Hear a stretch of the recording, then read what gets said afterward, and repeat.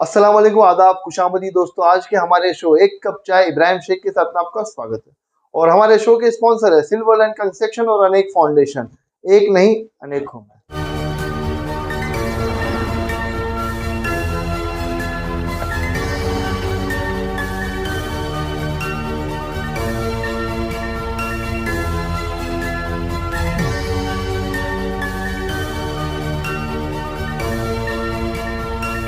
दोस्तों, आज हमारे साथ बात करने के लिए खास मेहमान मुमरा शहर के समाज सेवक अयात एहसान साहब। सर, आपका बहुत बहुत इस्तकबाल है हमारे शो में। कैसे हो सर? जज़ाकल्लाह, बहुत बहुत शुक्रिया। सबसे पहले आपका चैनल पब्लिक न्यूज़ का मैं बहुत बहुत शुक्रगुजार हूँ, और ख़ासकर हमारे इब्राहिम शेख साहब का। कई दिनों से हम लोगों का कोऑर्डिनेशन था कि हो नहीं रहा था। हाँ, एक मुलाकात होनी चाहिए, चाय पे चर्चा होनी चाहिए। और माशाल्लाह से आज अल्लाह के करम से हम लोगों का एक मुहूर्त बैठ गया और आज हम लोग फाइनली आज बैठे हम लोग। आज बैठ गए। अयाज सर की बात पर, अयाज सर एक शिया कम्युनिटी से है, एक बहुत अच्छा नाम है मुमरा शहर में, और एक पॉलिटिक्स में भी एक अच्छा खासा नाम इन्होंने बनाया है मुमरा शहर में। और अभी हाल ही में आपने देखा होगा एनसीपी के 2 गुट हुए, तो अजीत दादा गुट में इन्होंने अभी शामिल हुए, उनको पोस्ट मिली है। और मुमरा के हर बड़े छोटे मुद्दे पर आवाज उठाते हैं, इसलिए आज की चाय की चर्चा अयाज सर के साथ हम कर रहे हैं। सर, मैं आपको देखा हूँ कि कई सालों से आप मुमरा में रहते हो, जी, तो मतलब कितना कितना साल हो गया और आपने क्या देखा मुमरा में, क्या बताएंगे? देखिए, मुमरा कौसा जो है वो मेरी जन्मभूमि और कर्मभूमि दोनों है। मैं यहीं पर पैदा हुआ हूँ। मेरी ज़िंदगी के इतने साल जो है यहीं गुजरे हैं। तो और उसके अलावा मेरे वालिद साहब एक ज़माने से, यानी हम लोगों को 72 साल हो रहे हैं इस मुमरा कौसा के अंदर। और हम लोग जो है काफ़ी पुराने हैं। जब मुमरा में एकदम समझ लीजिए बहुत कम आबादी थी, तब से हम लोग, ये मुमरा गांव कहलाता था। मैंने अपने होशो हवास में यहाँ पर लाइट आते हुए देखा, यानी यहाँ पर गैस बत्ती और दिया, बैलगाड़ी चलते हुए देखा, यहाँ बैलगाड़ी चलते हुए देखा है। तो ये इतना पुराना है। बहुत खूबसूरत होगा पहले। बहुत खूबसूरत। समझ लीजिए कि लोग उस वक्त मुमरा का तस्वुर जो है वो एक हिल स्टेशन से करते थे। अच्छा। कि लोग बंबई से लोग आते थे कि भाई घूमने चला जाए मुमरा। इस तरह का माहौल था, हरियाली थी, खेत था, खलिहान था, और बड़े खूबसूरत अच्छे मिजाज के लोग थे। हिंदू समाज के लोग भी इतने बेहतरीन, मुस्लिम समाज के भी लोग मिलजुल कर। इसमें मुसलमानों की तादाद बहुत ही कम थी। असल देखा जाए तो यहाँ बाशिंदे मुमरा कौसा के अंदर ज्यादा तादाद में जो थे वो हिंदू समाज के थे। अच्छा। मुसलमान जैसे कौसा गांव था, कुछ हमारे स्टेशन के पास 4-5 घर थे मुसलमानों के। हमारे वालिद साहब के जमाने की बात कर रहा हूँ मैं। तो बहुत बाद में आया हूँ दुनिया के अंदर। हमारे वालिद साहब के जमाने में कोई आबादी नहीं थी यहाँ पर। मेरे होश संभालते हुए भी काफी नहीं के बराबर आबादी थी मुमरा कौसा में। ये जो मुमरा कौसा में आबादी बढ़नी जो शुरू हुई वो 92 के बाद से, राइट्स के बाद मुमरा का माहौल लोगों ने देखा। हाँ, कि भाई मुमरा एक ऐसी जगह है जहाँ पर सारे लोग मिलजुल कर रहते हैं, हर समाज के लोग यहाँ पर रहते हैं, और कहीं कोई झगड़ा नहीं, फसाद नहीं, अच्छे से मिलजुल के मोहब्बत के साथ रहते हैं। तो लोगों ने मुमरा की तरफ रुख किया कि मुमरा एक अच्छी जगह है, बेहतरीन जगह है, यहाँ रहा जा सकता है, इसीलिए लोग यहाँ पर आए। इससे मुमरा शहर एक मुस्लिम कम्युनिटी ज्यादा है, यहाँ पे हिंदू भाई भी है, शिया जमात के भी है, सब लोग यहाँ पर है, मिलजुल कर त्योहार मनाते हैं। मैंने आपको देखा हो, अक्सर कोई भी त्योहार होता है पुलिस स्टेशन में आपको बुलाया जाता है, मीटिंग की जाती है। अभी हाल ही में आपने देखा गणपति, फिर गोविंदा था, उस वक्त मुहर्रम का भी त्योहार था, 40 दिन थे वो, उसके लिए मीटिंग की। तो ये सब त्योहार जब आते हैं मुमरा शहर में मिलजुल कर लोग मनाते हैं। बिल्कुल। तो क्या कहें, गंगा जमुना तहजीब का शहर माना जाता है हमारा, तो क्या कहेंगे इसका? देखिए, मुमरा कौसा जो है पुराने अंदाज से अगर पकड़ा जाए, जो पुराने लोगों ने इस तरीके से सजाया, उसी को हम लोग आगे बढ़ा रहे हैं। हम लोगों ने उसे डिस्टर्ब होने नहीं दिया। और गंगा जमुनी तहजीब है मुमरा कौसा की।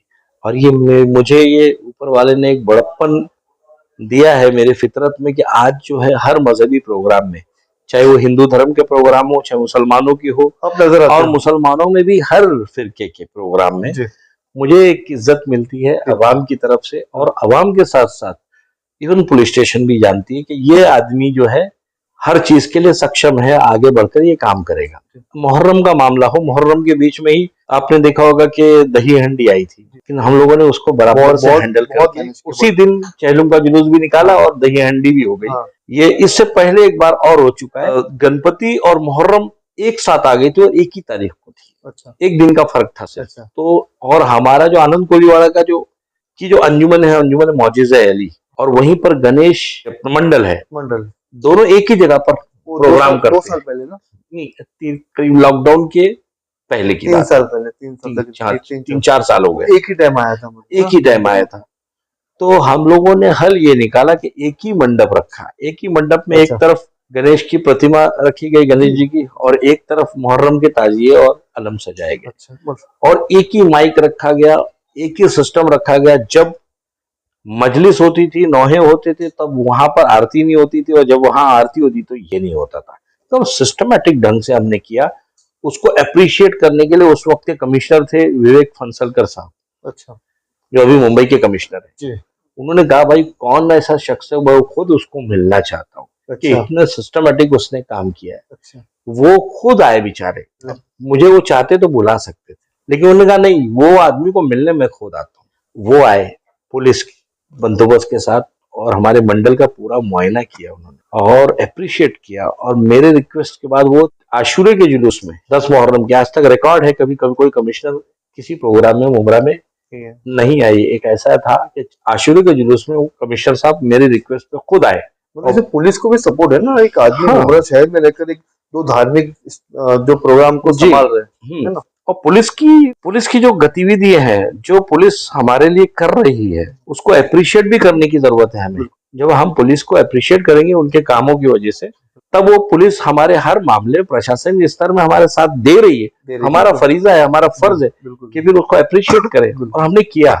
और उसका फायदा ये हुआ कि कभी भी मजहबी कोई मामला हो, चाहे ईद मिलादुन नबी का जुलूस, भी अपन एक दिन आगे कर दिए, हाँ, लेकिन उसको भी हमने सिस्टमेटिक ढंग से हैंडल किया। इससे पहले कोई माहौल खराब नहीं, कोई माहौल नहीं खराब हुआ। आपको उसकी कितनी मीटिंग हुई थी पुलिस स्टेशन में, बहुत मतलब पुलिस डिपार्टमेंट बहुत सीरियस था। खासकर हमारे जो डीसीपी साहब हैं, गौड़े साहब, जॉइंट कमिश्नर साहब हैं, आपके सीनियर पीआई कोलटकर साहब, इनका बड़ा योगदान है इसके अंदर, बड़ी अहम भूमिका है। इन्होंने बड़ी मेहनत की, हम लोगों के साथ मीटिंग किया है, और उसको अंजाम तक पहुंचाया है। और माशाल्लाह से हमारी ईद मिलादुन नबी की जो कमेटी है, ईद मिलादुन नबी की सेंट्रल कमेटी और अशरफी फैमिली है, ये इनका भी बड़ा अच्छा तालमेल है। तमाम मजहबी लोगों को और तमाम फिरके के लोगों को साथ में लेके चलते हैं, और बेहतरीन ढंग से ये ईद मिलादुन नबी का जुलूस निकालते हैं, और इस खाकसार को भी एक जिम्मेदारी देते हैं। सर बात हो गई, अभी थोड़ी पॉलिटिक्स की बात करेंगे। जी जी जी, बोलिए। पॉलिटिक्स में बहुत ही अच्छा नाम है, तो पॉलिटिक्स क्यों ज्वाइन किया? देखिए, पॉलिटिक्स 2 तरह की होती है, आप तो जानते हैं। एक किसी का पेशा होता है, किसी का शौक होता है। तो मेरा पेशा नहीं, मेरा शौक है। ये मैं स्टूडेंट लाइफ से मैं पॉलिटिक्स में हूँ, और मेरा मकसद यही था कि भाई लोगों की खिदमत करना। और आज तक वो रिकॉर्ड रहा है कि ना मैं किसी की जात पात धर्म भेद न करके, जो आया मेरे पास, ये मेरे दर पर आया, मेरे ऑफिस पर आया, उसके लिए लब्बैक कहता हूँ, आगे बढ़ जाता हूँ। क्योंकि मेरी ये सोच है कि जब आप राजनीति के अंदर है तो मजहब से अलग है। बिल्कुल, मजहब के प्लेटफॉर्म में आप मजहबी काम कीजिए, लेकिन जब आपका सियासत का चैनल आ गया तो वहां पर आप सबके हैं, किसी एक के नहीं। तो हमने कभी भी वो तराजू में सबको बराबर तोला और काम किए लोगों के, और आज तक किया। वो आप खुद गवाह हैं, मुझे अपनी आइडेंटिफिकेशन देने की जरूरत नहीं। पावर भी होना चाहिए, पावर होता है तो आदमी काम करता है। जी, पॉलिटिक्स में कैसा भी चल रहा है कि सत्ता में रहेगा, पावर में कुछ भी काम करवा सकता है, पब्लिक का काम करवा सकता है। और ऐसा नहीं, मेरे सारे सियासी लोगों के साथ ताल्लुकात अपनी जगह है, लेकिन मैं लोगों की अवाम की खिदमत के लिए। कौन सी पार्टी से थे आप? मैं एनसीपी से था, शुरुआत से एनसीपी? शुरू से, हाँ, आज तक मैंने कोई पार्टी चेंज नहीं की? हाँ, उससे पहले हम कांग्रेसी थे। जब एनसीपी बनी है 99 में, तो उसका मैं फाउंडर लीडर हूँ। उस टाइम पे हमारी सीनियरिटी पे 1-2 लोग थे जो आज इस पार्टी में नहीं है, मुझसे सीनियर। वो जो लोग थे वो अब एनसीपी में नहीं। कब से आप एनसीपी में? 99, जब पवार साहब ने जिस टाइम पे पार्टी बनाई, मैं तब से हूँ। जब से आप मतलब बहुत पुराने सीनियर लीडर हूँ मैं, फाउंडर लीडर। पार्टी बनाया हमने, यहाँ पर पार्टी को गली गली पहाड़ पे चढ़ते थे, जहाँ पार्टी को कोई पूछता नहीं था वहां भी हम खुद जाते थे। पार्टी के लड़े नहीं? हाँ जी, 2002 में भी लड़ा है। उसके बाद मैं 2012 में मुझे गणेश नाइक साहब थे उस टाइम पे पालक मंत्री, उन्होंने मुझे बैकडोर से कारपोरेटर बनाया। अच्छा। 2008 से 2012 में कारपोरेटर रहा हूँ, सदस्य। ठाणे महानगर पालिका की ट्रांसपोर्ट कमेटी का मैं सदस्य रहा हूँ। अच्छा। उसके बाद अभी भी मैं पोस्ट पर हूँ। अच्छा। वो पार्टी पोस्ट नहीं है, वो मेरी अपनी काबिलियत पे गवर्नमेंट ऑफ इंडिया ने दिया है मुझे। मैं अभी सदस्य हूँ राष्ट्रीय निवृत्त पेंशन योजना का सदस्य हूँ, महाराष्ट्र की एडवाइजरी कमेटी। जो अभी आपको मिला है? जो अभी मिला है, अभी मिलकर करीब साल भर हुआ है। साल भर। अभी जैसे एनसीपी के 2 गुट हुए हैं जी, तो मैंने आपको देखा हो कि अजीत दादा पवार गुट में आप शामिल हो, आपको वहां पे पोस्ट भी मिली थी, क्या बताएंगे आप इस बारे में? देखिए, मैं राष्ट्रवादी एनसीपी का सीनियर लीडर होने के नाते, और जो सीनियर होता है उसे मान सम्मान की जरूरत होती है। मुझे अजीत पवार साहब ने पर्सनली वाइस प्रेसिडेंट की पोस्ट दिया है ठाणे डिस्ट्रिक्ट का, और मान सम्मान के साथ अगर जो दिया जाए, खुद अपने हाथों से लेटर दिया है। नजीब भाई हमारे जो यहाँ के लीडर है, नजीब मुल्ला साहब, आनंद परंजपे साहब जो ठाणे शहर के अध्यक्ष है, इन्होंने जो हमारी टीम बनाई है, अब जो अजीत पवार वाली साहब की जो टीम बनी है ठाणे में, ये एक्चुअल राष्ट्रवादी की बेहतरीन टीम है। ये मान सम्मान के साथ पार्टी को चला रही है। अच्छा। हमारे काम है जहां मान सम्मान है उसके साथ हमारे लोगों को जोड़ना, क्योंकि यहाँ अभी इससे पहले एनसीपी में हो रहा था कि सीनियर और जूनियर का कोई लेवल ही नहीं था। जूनियर जो है वो सीनियर से ऊपर बात करते थे और सीनियर की कोई अहमियत नहीं थी। अब इस पार्टी के अंदर सीनियर और जूनियर का फर्क समझाया जा रहा है।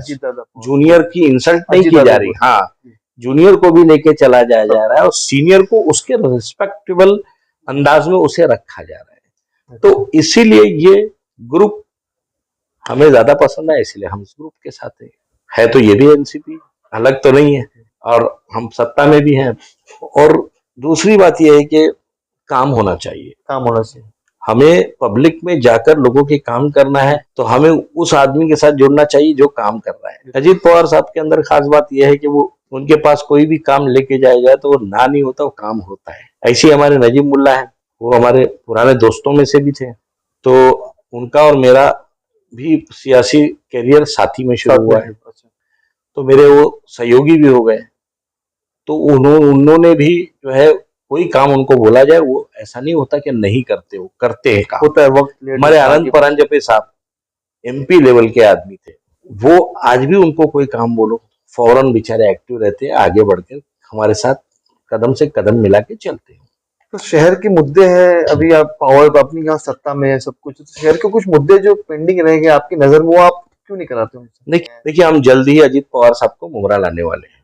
ये हमारी प्लानिंग चल रही है, और अगर ऐसा जिस दिन होगा तो हम चाह रहे हैं कि अजीत पवार साहब के आने के बाद मुमरा के जो मुद्दे रह गए हैं, जो काम नहीं हुआ है, वो अजीत पवार साहब की नेतृत्व में वो काम हो, और वो होगा। और आने वाले वक्त में हम ये कलवा मुमरा विधानसभा भी इंशाल्लाह जीत कर लाएंगे। इस तरह की हमारी प्लानिंग है और करेंगे। इम्प्लीमेंट धीरे धीरे होती है कोई चीज की, लेकिन अब जो है आप रफ्तार देखोगे थोड़ी दिनों में। विधानसभा से कौन लड़ेगा कलवा? ये पार्टी तय करेगी।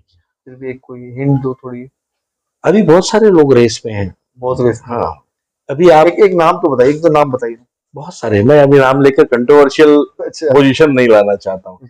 अब ये कि अजीत पवार साहब तय करेंगे कि अघाड़ी में या युति में कौन सा उम्मीदवार होगा, और वो जो उम्मीदवार होगा, पार्टी के सारे जो निष्ठावंत है, वफादार सिपाही है, उस उम्मीदवार के साथ खड़े रहेंगे, उसको जिता कर लाएंगे। एजुकेशन को लेकर क्या सोच है आपकी, क्या कहेंगे? देखिए, एजुकेशन बहुत इंपॉर्टेंट है, और खास तौर से माइनॉरिटीज के जो बेल्ट है, इसमें एजुकेशन पे काम होना चाहिए। एक अच्छे मेडिकल कॉलेज की यहाँ जरूरत है, एक अच्छे इंजीनियरिंग कॉलेज की यहाँ पर जरूरत है। डिग्री कॉलेज तो गालिबन 3 है हमारे यहाँ, लेकिन और एक अच्छा डिग्री कॉलेज होना चाहिए, खुलना चाहिए। खासकर इंजीनियरिंग कॉलेज तो बहुत चाहिए, मेडिकल कॉलेज की तो सख्त जरूरत है। इसके अलावा एजुकेशनल लोन, जैसे कि हमारे पास मौलाना आजाद महामंडल है महाराष्ट्र गवर्नमेंट के पास, उसके जरिए हम बच्चों को लोन दे सकते हैं, एजुकेशनल लोन। वो आज तक मुमरा के बच्चों को नहीं मिला। माइनॉरिटी कमीशंस का इम्प्लीमेंट जो मुमरा में होना चाहिए था, माइनॉरिटी कमीशन का कोई रोल ही आज तक मुमरा में दिखाई नहीं दिया। इतनी बार की सत्ता में इतनी बार आई सत्ता और आकर चली गई, लेकिन माइनॉरिटी कमीशन का एक प्रपोजल मुमरा में नहीं दिखाई दिया। मौलाना आजाद महामंडल का एक इम्प्लीमेंट मुमरा में नहीं दिखाई दिया। वक्फ बोर्ड का एक इम्प्लीमेंट मुमरा में दिखाई नहीं दिया। तो हमें काम करने की जरूरत है, जो कि हुआ नहीं। खासकर बच्चों के लिए, जो नौजवान पीढ़ी है हमारी, इन्हें एजुकेशनल लोन की तो सख्त जरूरत है, क्योंकि आज भी पढ़ाने के मामले में फाइनेंशियली बड़े प्रॉब्लम आती है। यहाँ पर जो रोजमर्रा कमाने वाले लोग हैं मुमरा कौसा में, बहुत उनका रोजी रोटी जो है इतना ही है कि उनका गुजर बसर हो सके, लेकिन उनको पढ़ाने के लिए पैसों की जरूरत होती है। और ऐसी कोई योजना मुमरा में आज तक किसी ने नहीं लाया कि जिससे बच्चों को कुछ फिलवक्त एजुकेशनल रिलीफ मिल सके। ना एक कोई ऐसी चैरिटेबल कंप्यूटर क्लासेस खोली गई, ना ही एजुकेशनल कोई ट्यूशन क्लासेस इस तरह की बनाई गई। हमने अपने जमाने में कोचिंग क्लास चलाते थे, मेरी बहुत पॉपुलर कोचिंग क्लासेस थी एसएन क्लासेस। वो क्लासेस हमने 50% चैरिटी रखा था। हम 50% बच्चों को, उस टाइम पे जो गरीब बच्चे थे उनसे पैसा नहीं लेते थे, फ्री ऑफ कॉस्ट पढ़ाते थे, और 50% से पैसा लेते थे, उसको लेवल करते थे ताकि हम 50% बच्चों को रिलीफ दे सके। इस तरह की योजना मुमरा में नहीं है, ना स्कूलों में है।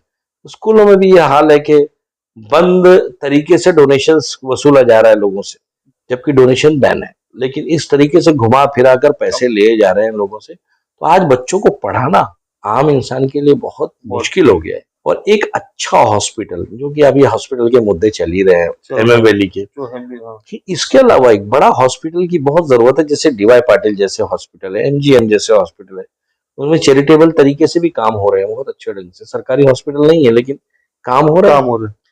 ऐसा कोई हॉस्पिटल मुमरा कौसा में नहीं है। ये किसका काम होता है? लीडर का काम? ये लीडर का काम है, तो ये आम आदमी का काम थोड़ी है। तो क्यों नहीं हो रहा है? मतलब इतने साल आपने दे दिए। ये आपकी हमारी जनता इसमें थोड़ी बहुत, मैं आपको कहूँ, मैं कसूरवार नहीं कहूंगा किसी को, जनता को, हॉस्पिटल है, लेकिन हमारी जनता जो है इलेक्शन में ये सब चीजें भूल जाती है। इलेक्शन में सब मुद्दे याद रखती है। हाँ, ये मुद्दे याद नहीं रखती है। उस वक्त जो है वो सेंटिमेंट, इब्राहिम भाई आ गए, अयाज हसन आ गए, अरे भाई लीजिए अभी इनके बोलने पे वोट देना है, दे देते। वोट मतलब कितना कीमती है? कीमती है, इतना कीमती है कि उस वक्त आप पूछ सकते हैं अपने उम्मीदवार से कि आपने पिछला हमारे लिए क्या किया है भाई? आपने हमारे लिए काम किया है तो हम आपको वोट जरूर देंगे, और आपने काम नहीं किया तो आप किस हक से हमारे सामने आए हो? लेकिन हमारे यहाँ मुमरा में लोग भूल जाते हैं।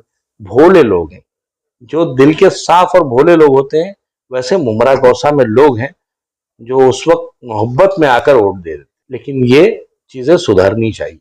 अब मोहब्बत का जमाना नहीं, हमारा विकास देखना है मुमरा कौसा में, कि हमें काम क्या हुआ है, क्या काम के बेस पे हम वोट दें। बहुत सारे काम बाकी, इसे इम्प्लीमेंट में लाना पड़ेगा। मैं किसी को कसूरवार नहीं मानता, इसमें सारे कसूरवार हैं, हर एक इंसान इसका जिम्मेदार है। हाँ, लेकिन इख्तिदार मिले तो आप काम करिए। हमें भी परिवहन समिति का सदस्य जब बनाया गया था, तो जितनी बसेस हैं मुमरा कौसा की, सब नए बसेस मैंने शुरू किया। अच्छा। मुमरा से वाशी बस मैंने शुरू किया, मुमरा से लोड़ा हेवन की बस मैंने शुरू किया, मुमरा कल्याण फाटा मेरा शुरू किया हुआ है। अच्छा। मुमरा से वाशी मैंने शुरू किया, मुमरा से मीरा भाईंदर मैंने शुरू किया, एक सेमी लो फ्लोर बसेस मैंने लाया है। तो ये काम होता है, काम करेंगे तो आपकी ख्वाहिश होनी चाहिए काम करने की। ये राशनिंग ऑफिस ये मेरा लाया हुआ है, मैं तो गिनती आप खत्म हो जाएगी, इतने काम मैं गिना दूंगा, क्योंकि मुमरा में मैंने क्या काम किया दिखाया नहीं, मतलब लोगों को दिखाया नहीं, पब्लिक का काम नहीं, बैनरबाजी नहीं किया, काम करके बैनर लगाया है। अभी अजीत दादा पवार साहब के साथ आपको तो मुमरा के डेवलपमेंट पे कुछ बात चल रही है आपकी? बिल्कुल हमारी बात बताया, एजुकेशन लोन नहीं है, ये नहीं है, वो नहीं है, ये क्या काम नहीं, ये टॉपिक्स हम लेने वाले हैं। अजीत पवार साहब को पहले लाएंगे और वो जल्दी आएंगे मुमरा में। अच्छा। और आएंगे उस वक्त ये सारे मुद्दे रखे जाएंगे हमारी तरफ से। हमारी आपस में इस वक्त चर्चा है इस ताल्लुक से, हमारे नजीब भाई भी आनंद परंजन पे हम लोग की चर्चा होती है क्या करना चाहिए। लेकिन आगे जाकर हमारी प्लानिंग है कि इस ढंग से हम काम करेंगे कि अवामी आवाज को सुना, जो पब्लिक की जरूरत है उसको ध्यान में रखा जाए, और वो इंशाल्लाह अल्लाह हमें ताकत देगा तो जरूर करेंगे। तो बहुत बहुत शुक्रिया आपसे बात करना, बहुत अच्छा लगा आपसे बात करके भी। बहुत दिनों के बाद था, लेकिन आज फाइनली हम एक साथ मिले। तो ये थे अयाज हसन साहब, जिनसे हमने सवाल किया मुमरा के कुछ मुद्दों को लेकर, और उन्होंने बड़ी बेबाकी से जवाब दिया। तो फिर मिलेगा अगले मेहमान के साथ। अल्लाह हाफिज।